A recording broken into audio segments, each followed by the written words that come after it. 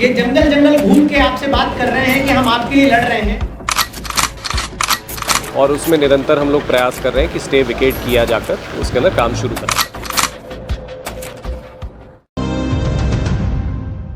संवाद में दक्षता, आपकी सेवा करने के लिए आपके द्वार तक आए हैं, आपके घर तक आए हैं। वाणी में स्पष्टवादिता, वो बोलते हैं कि नहीं, प्रशासन के लोग हैं, हमारी मदद नहीं करते। और निसंकोच बोलने की निर्भीकता। कि पहले राशि मेटा जाना जाता था संपत के लिए, संगीता के लिए। यह बालाघाट के नवागत एसपी आदित्य मिश्रा है। जैसा कि आदित्य का मतलब ऊर्जा की चमक से है, प्रकाश की आभा से है, वैसा ही कुछ साहब का अंदाज भी है। मिश्रा जी आज बालाघाट के उस गांव में पहुंचे जो संगीता और संपत जैसे सक्रिय नक्सलियों का गांव है। यहीं पर एसपी ने ग्रामीणों से स्पष्ट शब्दों में ऐसा संवाद किया कि यहाँ पर खड़ा हर व्यक्ति एसपी की बातों को सुनकर पहले तो थोड़ा विचलित हुआ, लेकिन बाद में आत्मचिंतन भी करने लगा। प्रशासन आपके घर पे आके आज आपकी समस्याओं का निराकरण करने के लिए आया है। जिसे कहते हैं ना कि हम आपकी सेवा करने के लिए आपके द्वार तक आए हैं, आपके घर तक आए हैं। कई लोग आपको भड़काने का प्रयास करेंगे, क्योंकि जिन लोगों को समझ नहीं है, जिन लोगों को प्रशासन को अच्छे से समझते नहीं है, जानते नहीं है, वो बोलते हैं कि नहीं, प्रशासन के लोग हैं, हमारी मदद नहीं करते। भाई इतने सारे लोगों को पट्टे मिले, इतने सारे लोगों के लिए घर तक सड़कें बनी, यहाँ पर आज मोबाइल का टावर चल रहा है, आपकी छोटी मोटी समस्याएं हो रही हैं। यदि प्रशासन नहीं करवाता तो क्या ये मुमकिन था? आप खुद बताओ, हाँ या ना? जोर से बताएंगे, क्या प्रशासन के बिना ये मुमकिन है? नहीं है। तो प्रशासन जब आगे आके आपका हाथ अपना खुद आगे बढ़ा रहा है, अपना हाथ कि आइए हमारा साथ दीजिए, विकास के साथ आगे बढ़िए, तो क्यों हम पीछे रहें?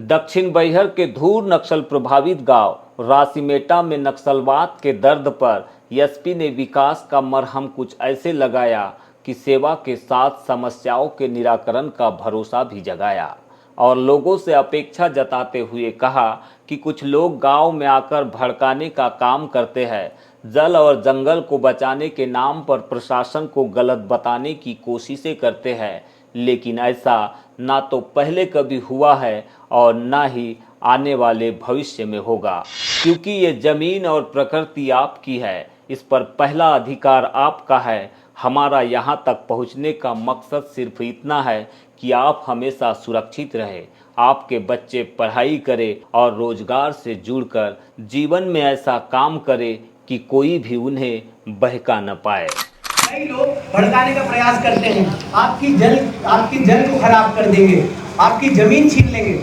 एक बात बताइए, आज तक ऐसा हुआ कि यहाँ पर 1 सवा साल 1.5 साल हो गया पुलिस कैंप बने, कभी किसी पुलिस वालों ने आके बोला कि हमें अपना पट्टा दे दो? किसी का पट्टा तो नहीं लिया ना? तो ऐसा कभी नहीं होगा। क्यों करेंगे? ये आपकी जमीन है, आपकी प्रकृति है, आपका वो है। हमारा सिर्फ एक उद्देश्य है कि आप सुरक्षित रहें, आपके बच्चे अच्छे रहें, आपके बच्चे पढ़ाई करें, आपके बच्चे आगे बढ़ें, आपके बच्चे अपना रोजगार पाएं, जीवन में आगे बढ़े, कुछ अच्छा करें। आज जब इस गांव में सड़क बन गई है, सारी सुविधाएं आने लगी हैं धीरे धीरे।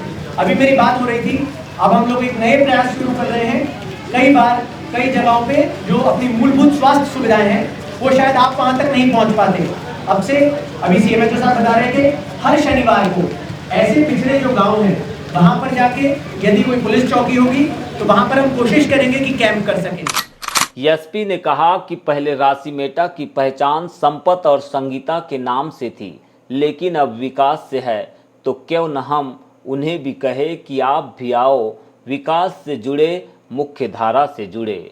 एसपी ने नैतिक जिम्मेवारी का एहसास कराते हुए कहा कि यदि संपत और संगीता मुख्य धारा से जुड़ते हैं तो ये मेरी जवाबदारी है कि मैं उन्हें नाखून भी लगने नहीं दूंगा।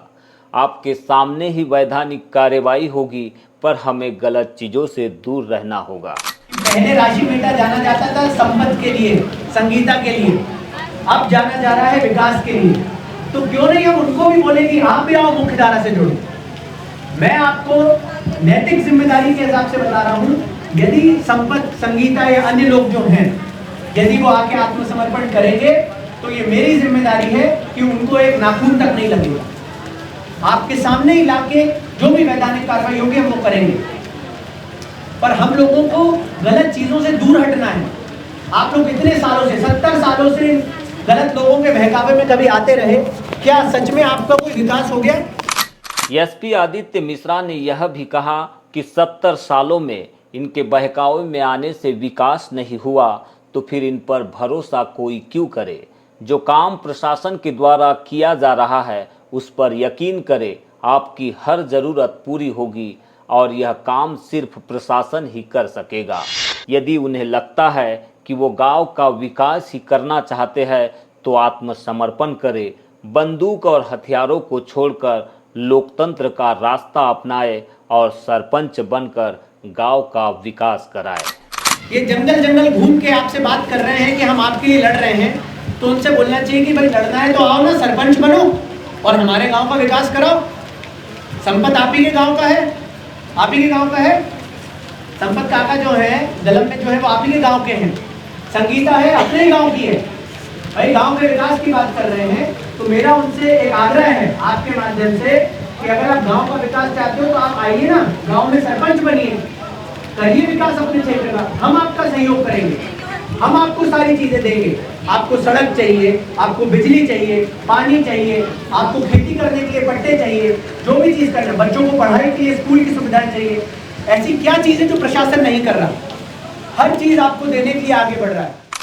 बता दें कि नक्सल प्रभावित गांवों में जिला प्रशासन और पुलिस प्रशासन के द्वारा संयुक्त रूप से शिविर लगाकर ग्रामीणों की समस्याओं का निराकरण किया जा रहा है। इसी के तहत आज रासीमेटा में जन कल्याण शिविर लगाया गया, जहां कलेक्टर मृणाल मीना, पुलिस महानिरीक्षक संजय कुमार और बैहर एसडीएम सहित अन्य विभागों के अधिकारी और कर्मचारी मौजूद रहे। हम जो ग्रामीण इलाके में दूरस्थ नक्सल प्रभावित क्षेत्र में कैंप लगा रहे हैं उसमें हमारा आज चौथा कैंप है और इसमें आवेदन सभी प्रकार के आए हैं। करीब 20 डिपार्टमेंट्स के द्वारा यहाँ स्टॉल्स लगाए गए हैं, जिसमें प्रमुखता जनपद के द्वारा, रेवेन्यू डिपार्टमेंट के द्वारा, पुलिस का विभाग भी यहाँ मौजूद है, फॉरेस्ट के द्वारा और ट्राइबल डिपार्टमेंट है और जनमन और धरती आभा के बारे में भी यहाँ पे प्रचार वाहन से प्रचार किया गया है। मेन रूप से इसमें फॉरेस्ट के पट्टे से संबंधित बहुत सारे आवेदन आए हैं और बहुत सारे आवेदन यहाँ पे निराकृत जो किए गए उनमें जाति प्रमाण पत्र, समग्र आईडी का डीलिंकिंग, आधार का अपडेशन और इसी तरीके से आहार अनुदान के कुछ आवेदन आए हैं। टटिया मामा योजना में भी आवेदन आए हैं जिनको यहाँ पे मौके पे ही टीम के द्वारा निराकृत किया जाएगा, क्योंकि जाति प्रमाण पत्र ऑनलाइन किया जाता है तो ऑनलाइन करने में हमको 1-2 दिन का समय लगेगा। उसके बाद में यहाँ पे आके पंचायत के माध्यम से इन जाति प्रमाण पत्रों का डिस्ट्रीब्यूशन किया जाएगा। यहाँ पर सर एक प्रमुख सड़क है जो 40-45 गाँवों को कनेक्टिविटी प्रदान करती है, लांजी से डाबरी होते हुए।